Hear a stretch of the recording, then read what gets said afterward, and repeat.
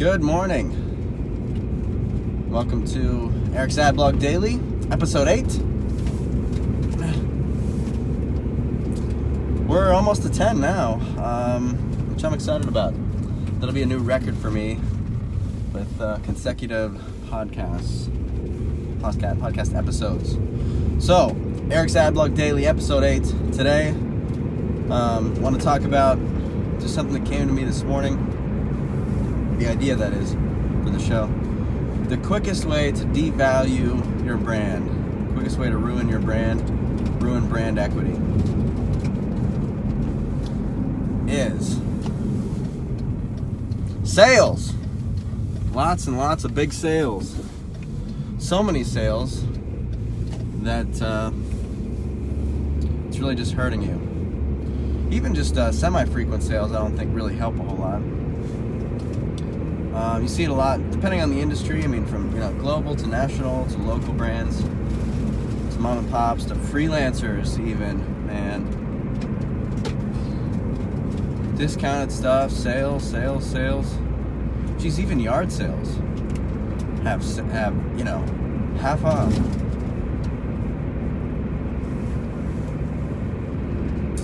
The only way I think, the only time I think it's okay to have frequent or regular sales is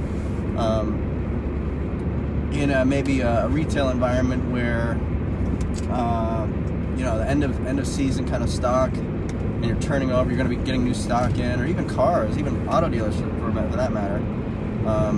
I think it would make perfect sense if at the end of the year they had car dealers had a sale, had a big sale, to try to get that inventory, the 2018 inventory off the lot. That would make a lot of sense. But instead, what the car dealers do is they will, every month it seems, have the biggest sale of the year, biggest sale of the century, biggest sale of ever. Nobody can beat our prices.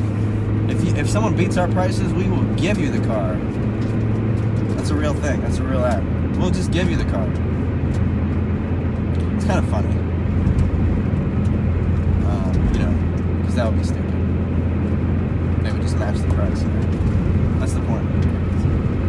But sale after sale after sale, if you are a company, a seller that is thinking about or has just started to have a lot of sales, it might not be too late for you. Quit doing it though. Quit having the sales.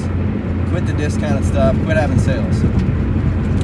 For a couple reasons. The first one is, like, if you discount something after it was at full price, it looks a little desperate. But also, what about the people who paid full price yesterday for it? Like, they're going to be a little ticked off. They're going to feel like they got kind of a raw deal. But secondly, and most importantly, is I like to think long-term about this stuff, like long-term situation. What are the long-term ramifications for the brand? What does this do for the brand and the brand equity, brand value? Long-term is, if you are a business that frequently has sales, what you're doing in the consumer's mind is you are training the consumer to wait for the next sale, and they're never going to pay retail again. You hear what I'm saying? I'm sure there are stores I can think of, places that I can think of, that I won't pay retail for anymore. I've gotten too many sales. I just wait for the next sale, or I wait for the next coupon, or I wait for whatever it is, wait for the next email with the coupon or whatever. I mean, I'm talking like consistent sales all the time. I'm not going to pay retail at some of these places. And there's one online example that just popped into my head. Is there's a really, really great education software online, Creative Live. They have a lot of photography-based stuff. Really great stuff. But I'm not going to pay full price for their courses anymore, because the very first one I got, it was like 50 or 70, maybe 75% off. I paid like $8 for the first course, and now I just kind of wait for that next sale. And they keep running ads at me now, but they keep making me buy their stuff. But just waiting for the next sale, whether it's a retail establishment or an online thing or a local vendor. Be careful with how many times you're offering sales, because again, what you're doing is you're training consumer to just wait for the next sale and not pay retail. You don't want to have that. You don't want to have your customers or people out there that don't ever want to pay retail for your product. It devalues it big time. And there are some exceptions maybe, but it's tough, man. Like, I don't think you want to devalue your product like that. I have so many sales. It's so bad in the auto industry. I mentioned the automotive car sales.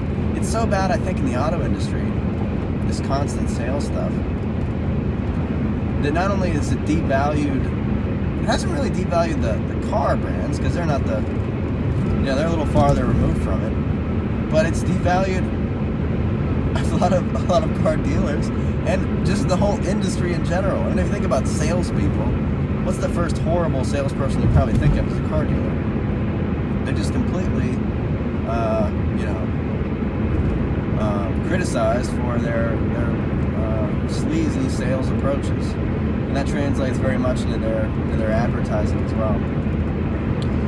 If you are gonna run a sale or sort of semi-frequent sales, you can still do it and be a little more careful about it. One way is I wouldn't use a lot of audio-based advertising. Video. I wouldn't use a lot of video advertising if you're doing frequent sales, if you need to, or if it's too late. Back away from the audio and video talking about your sales. Stick to telling your story and promoting your brand and building up that brand equity with the audio and video. Save the sale stuff for visual print or visual social media, web. But also with social, be a little careful. If you really want to have a sale and frequently and promote it on social, again, minus the end of season stuff or the exceptions of like moving sale or things like that. I'm talking frequent sales here. If you really want to do it, use the visual. Use it on social media. You can use it on social media. Use a visual. Because then if the consumer, if you watch previous episodes, visual, if the consumer's not in the market for it, they're not going to see it. They're not going to notice it, so it won't be devaluing the brand if they're not noticing it. But audio, we hear even when we're not listening. So if we just constantly keep hearing about all these sales you're having, it's going to devalue the brand, even if we're not paying attention. But you can do some things on social media like Facebook. You can run let's say your loyal followers, your fans on Facebook, you don't necessarily want to be blasting all these sales out to all the time. You can blast a more targeted ad about this sale to certain different consumers or different areas, or an email list of some kind, who maybe purchased from the sale items before, if you capture their emails when they buy, things like that. One quick last example, I guess, of just how hard it is to get out of that mentality, not only from a consumer standpoint, from a brand standpoint, is JCPenney. The JCPenney is a retailer that's known for having a lot of sales. Their stuff's always on sale. Well, a few years ago, I'm going to say maybe 5-6 years ago, they were working on a rebrand. I think they were under new management, working on a rebrand. They were going to do away with the sale. Like, we're not going to do these sales all the time anymore.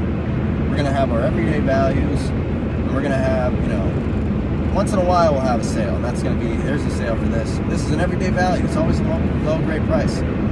Well, get this. I thought it was a great idea, actually, from a branding standpoint. I thought, fantastic, great. I'm glad JCPenney's doing this. It's going to, hopefully maintain or build up value of the brand, so there's not always a sale.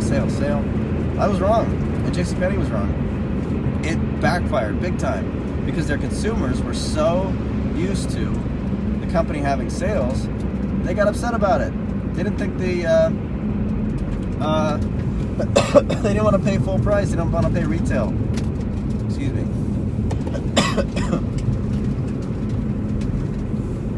And so they scrapped the campaign. It's cold out here, man. Get away with it. So think about that next time you're thinking about having a sale. And if you're in too deep, there might still be hope, but do not devalue your brand. Do not devalue your product. Please. Well, join us tomorrow, episode 9. We'll talk about Super Bowl advertising as we look forward to this weekend's Super Bowl. Thanks for joining Eric's Adblog Daily.